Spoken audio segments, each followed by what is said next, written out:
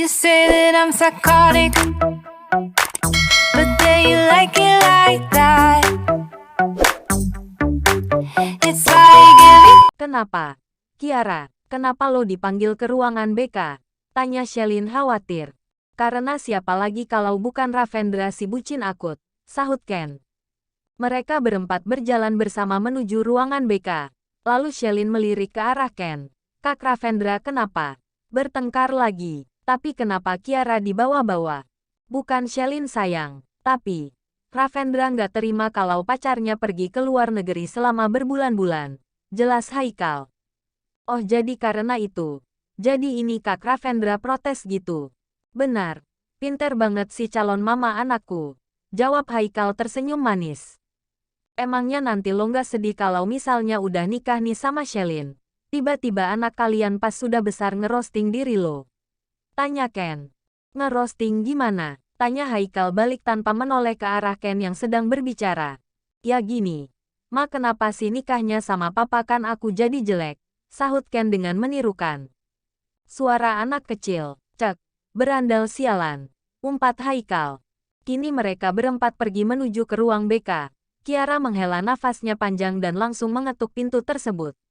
Saat sudah dipersilahkan untuk masuk, Kiara langsung membuka pintu dan ketiga orang di belakangnya juga ikut masuk. Hei, kalian ngapain ikut masuk? Keluar sana. Usir Pak Beni. Astaga Pak, mau ikut silaturahmi aja kagak boleh. Sahut Ken. Kalian sudah siap bersihkan seluruh halaman sekolah? Tanya Pak Beni. Pak kalau gitu pamit ya. Dipanggil tadi sama guru sebelah. Ujar Ken pamit. Kini Ken langsung menarik tangan Haikal untuk keluar dari ruangan itu dan begitupun Haikal yang juga menarik tangan Shelin hingga mereka berlari dengan bergandengan tangan. Gue mau dibawa kemana? Tanya Shelin kesal. Ke Kua. Jawab Ken. Ngapain? Beli cilor. Mau? Tanya Ken lagi. Emang ada? Tanya Shelin polos. Cantik tapi bloon. Gumam Ken. Apa lo bilang hah? Haikal menoyor kepala Ken kasar. Kini mereka telah berada di taman. Di tempat inilah mereka mengerjakan kembali tugas mereka kalau ingin pulang tepat waktu. Shelin menghembuskan nafasnya kasar dan duduk di kursi. Di tempat lain tepatnya di dalam ruangan Pak Beni. Kini Ravendra dan Kiara saling menatap dengan tatapan yang tajam seakan menyiratkan peperangan. Kiara langsung menghela nafasnya panjang. Kiara, duduk dulu. Perintah Pak Beni. Ada apa ya Pak manggil saya? Emangnya saya ada salahkah? Tanya Kiara saat sudah duduk di kursi dengan tenang.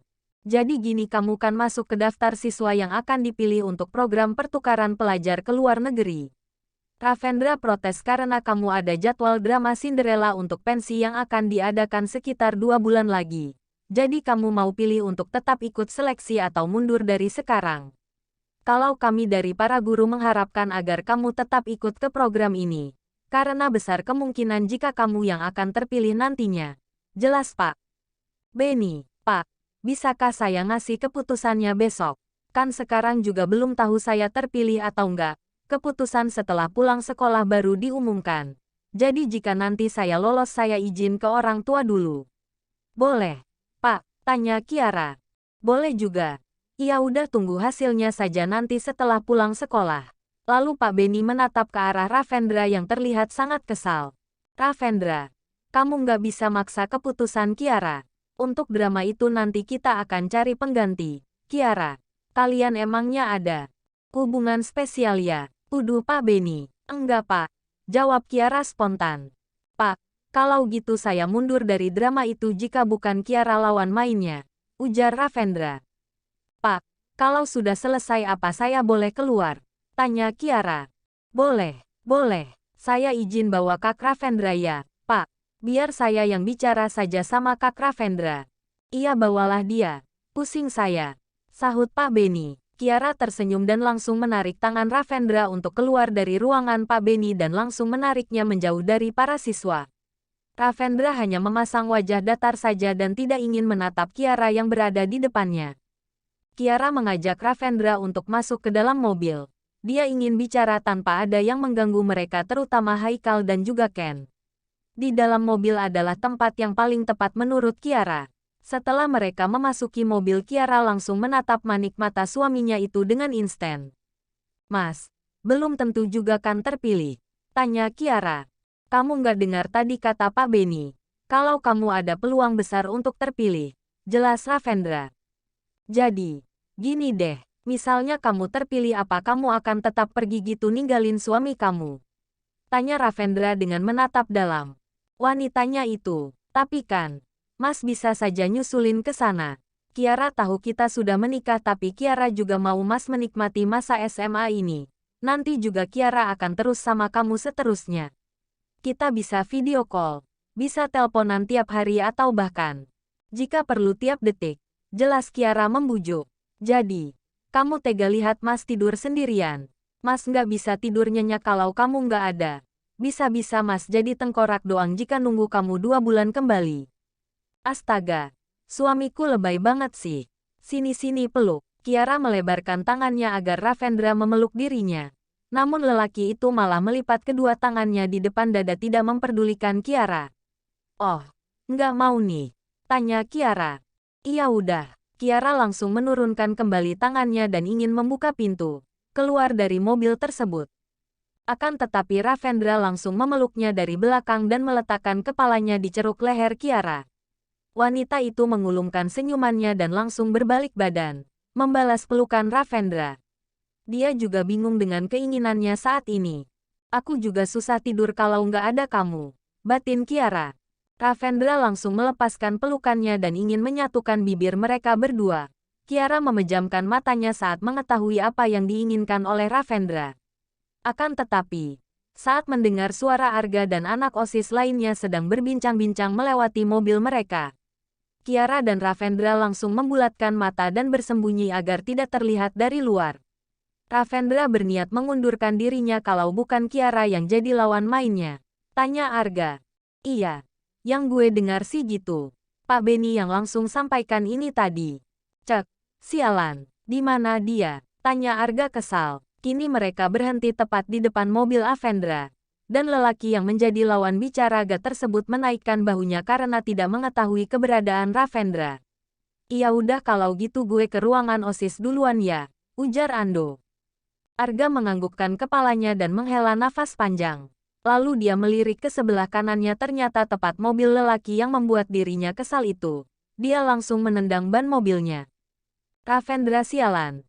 Nyusahin pekerjaan orang aja lo. Sumut Arga. Arga itu langsung melangkahkan kakinya kembali untuk mencari Ravendra. Sedangkan yang dia cari ada di dalam mobil yang baru saja.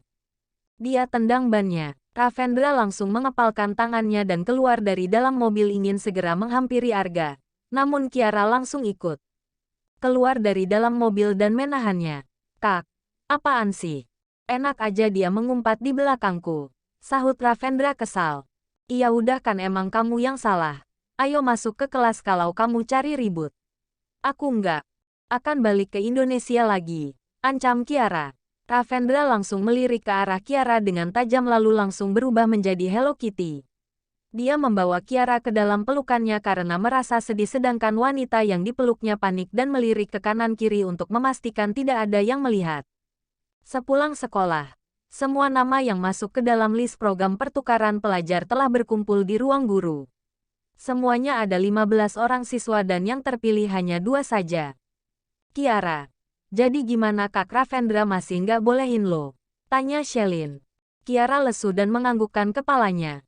Lalu saat pengumuman tentang prestasi belajar dan nilai tertinggi jatuh kepada Shelin dan juga Kiara, membuat kedua wanita itu membulatkan matanya.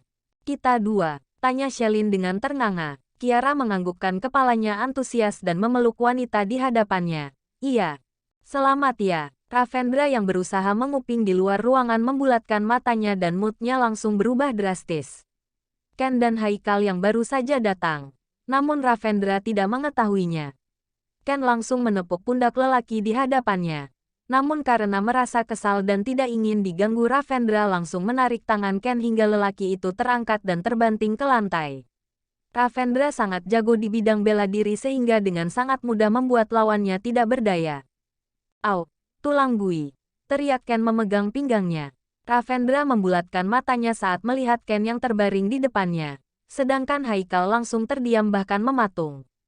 Kalau bisa dia berharap Ravendra tidak melihatnya dirinya dan menahan nafas agar lelaki itu tidak mendengar nafasnya. Cek, gue salah apa Jamal? Ganti rugi nih. Kayaknya pinggang gue pindah ke paha. Ringis Ken.